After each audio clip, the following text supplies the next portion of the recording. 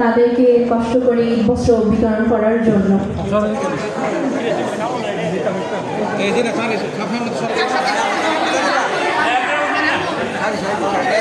অভিভাবক, আমাদের জননেতা সাধারণ জনগণের মাঝে ঈদ বস্ত্র বিতরণ করছেন, দেখতেও খুবই সুন্দর লাগছে। আমরা সবাই আশা করব এই আন্তর্জাতিক মানবাধিকার সংস্থা আমাদের পক্ষে অনেক সময় বিবৃতি দিয়েছে। আমাদের নেত্রীরা অন্যায়ভাবে যখন হয়রানি করা হয়েছে, আমাদের বড় বড় নেতা কর্মীদের যারা বিভিন্ন সময় অন্যায়ভাবে হেনস্থ করা হয়েছে, তখন আমরা এই আন্তর্জাতিক মানবাধিকার সংস্থার যে বিবৃতিগুলো আমরা খুব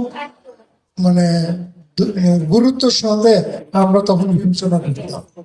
কারণ তাদের একটা বক্তব্য আমাদের সারা বাংলাদেশের মানুষের দৃষ্টি কাটত, এবং সরকার যে অন্যায় কাজগুলো করেছে সেটা আন্তর্জাতিকভাবে তখন এটা মানুষের দৃষ্টি কাটত।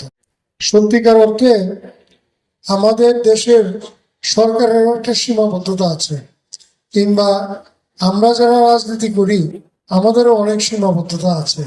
অনেক সময় আমরা অনেক কিছু খোঁজ খবর রাখতে পারি না।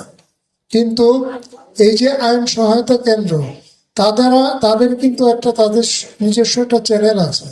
এই চ্যানেলের মাধ্যমে তাদের কাছে কিন্তু সত্যিকার অর্থে যারা প্রান্তিক, যারা আইনের